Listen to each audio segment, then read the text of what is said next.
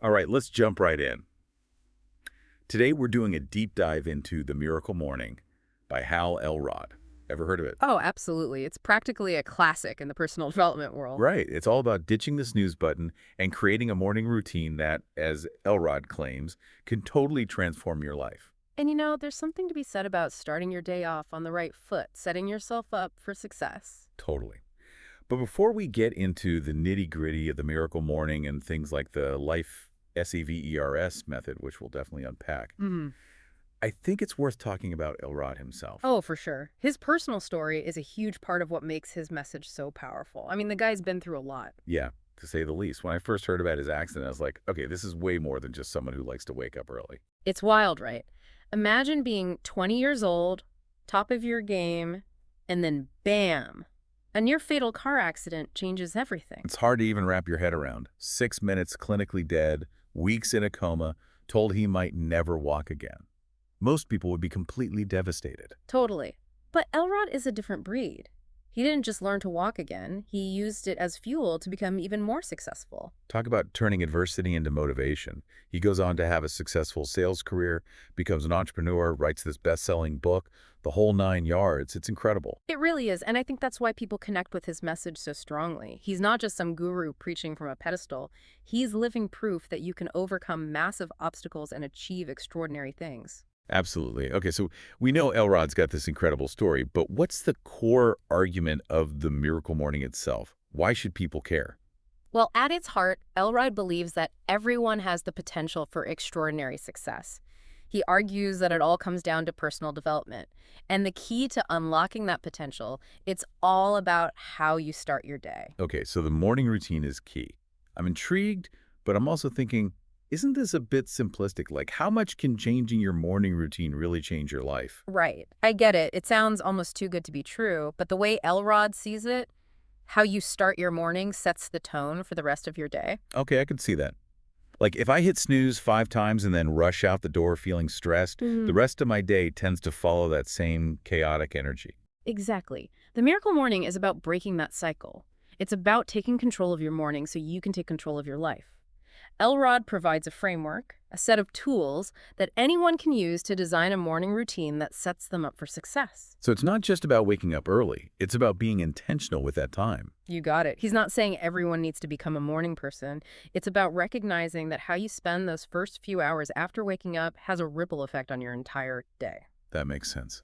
Okay, so Elrod argues that everyone's capable of achieving extraordinary things, but that most people fall into what he calls the 5 causes of mediocrity. Can you walk us through those? What are these mediocrity traps that hold us back? Yeah, so Elrod lays out these 5 things he calls the enemies of extraordinary, right? Like these sneaky things that can sabotage our potential. Right, the things that keep us stuck in mediocrity. I like that. So what's first on his hit list? First up is what he calls, get this, the rear view mirror syndrome. Rear view mirror syndrome. Okay, what's that all about? I'm picturing someone driving with their eyes glued to the rear view mirror. Haha, basically. It's about dwelling on the past, right? Hmm. You know, those past mistakes, regrets, failures, all that stuff that keeps replaying in your head. Oh, I know that feeling all too well. It's like that saying, don't let yesterday take up too much of today. Yeah, But easier said than done, right? for sure. But Elrod's point is, we got to learn from the past, but then we got to let it go. We can't move forward if we're constantly looking backward. That makes sense.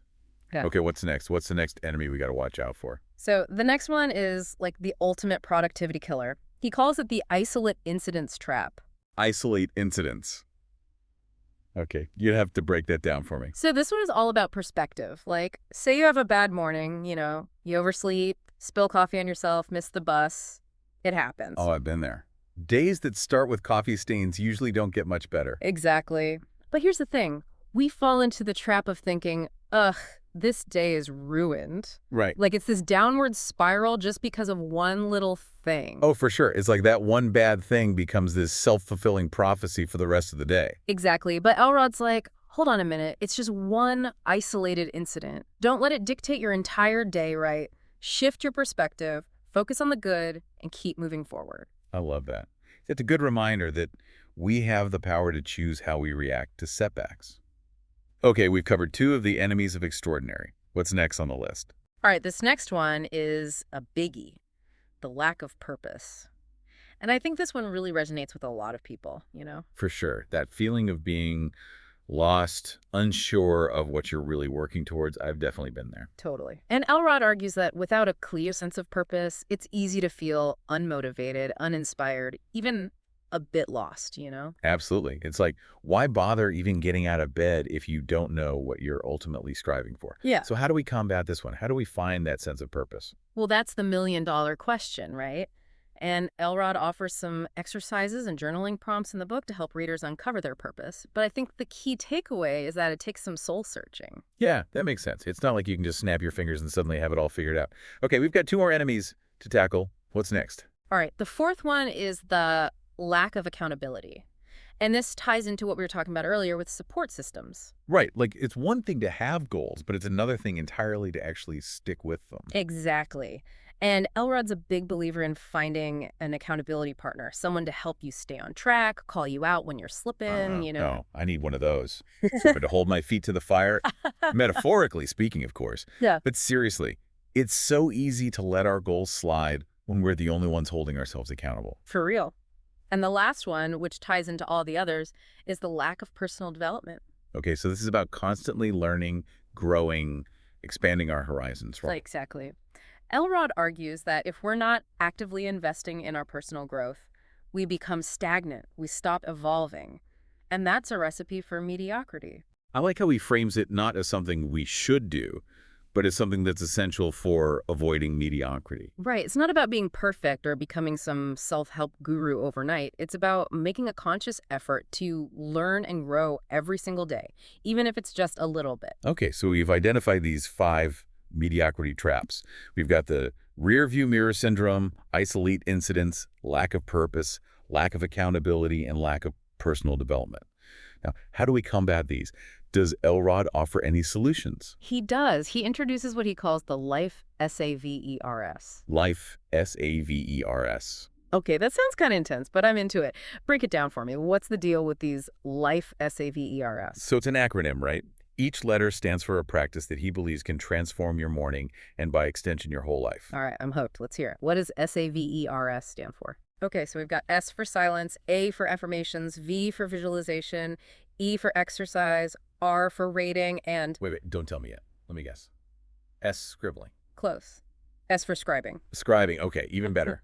Way fancier than my guess. All right, so tell me, what does Elrod mean by scribing anyway? Basically journaling. But he frames it as a way to get all those thoughts swirling around in your head out onto paper, which can be super clarifying. Yeah, I can see that. Sometimes my brain feels like a browser with a million tabs open in the morning. It's like information overload. Yeah. Getting it all down on paper sounds like a good way to organize the chaos. Totally. And the other cool thing about journaling, or scribing, as Elrod calls it, is that it can help you track your progress, identify patterns in your thinking, and even boost your creativity. Okay, I'm sold. I need to up my journaling game. So that's scribing. What about the other life, SAVERS? What's the deal with silence? I feel like that one might be a tough sell for people who identify as not a morning person. You'd be surprised. Elrod's not talking about hours of silent meditation here. Even just a few minutes of quiet time, whether it's meditation, prayer, or simply deep breathing, can work wonders. Really? I always thought meditation was something you had to, like, be really good at. Not at all. It's more about creating space for stillness in your mind, even if it's just for a minute or two. It's like hitting the reset button before your day even begins. Okay, that makes sense. I can get behind that. Hmm. What about affirmations? Are we talking, like, positive self-talk in the mirror? Because Yeah. that always felt a little cheesy to me. Yeah, it can feel a little weird at first, I'll admit. But think of it less about cheesy self-help slogans and more about consciously choosing statements that align with your goals and values. Hmm. The idea is that by repeating these affirmations regularly, you're essentially rewiring your brain for success. Interesting. So it's like giving your subconscious mind a pep talk. Exactly. You're feeding it positive, empowering messages instead of letting those self-doubting thoughts run the show. I like it. Okay, we're on a roll. What's next? Visualization, right? Yep. This one's all about harnessing the power of your imagination. Okay, this sounds kind of woo-woo, but I'm willing to hear you out. It's not as out there as it might sound. It's about creating a clear mental picture of yourself achieving your goals, like really feeling the emotions, the sense of accomplishment. Interesting. So it's like a mental rehearsal for success. Exactly. And Elrod argues that when you consistently visualize your desired outcomes, you're actually priming your brain to make those outcomes a reality. Okay, I'm starting to see how all these life SAVERS connect. So we've covered SAV. What about E? Ah, E is for Right, exercise. this one I get. Exercise is good for you. What's Elrod's take on it, though? He emphasizes that even a short burst of exercise in the morning can do wonders for your energy, focus, and mood. Oh, for sure. I know I always feel a million times better after a good workout, even if it's just a quick jog or some yoga. Right, it gets your blood flowing, those endorphins pumping. It's like a jump start for your body and your mind. Totally. Okay, last but not least, we have R for Reading. This is one of my personal favorites, so I'm curious to hear what Elrod has to say about it. Elrod's a huge proponent of lifelong learning. He argues that even just 15-20 minutes of reading each morning can have a huge impact on your personal and professional growth. Absolutely. It's like that saying, readers are leaders. The more you learn, the more you grow. Exactly. It's about expanding your knowledge, gaining new perspectives, and feeding your mind with valuable information.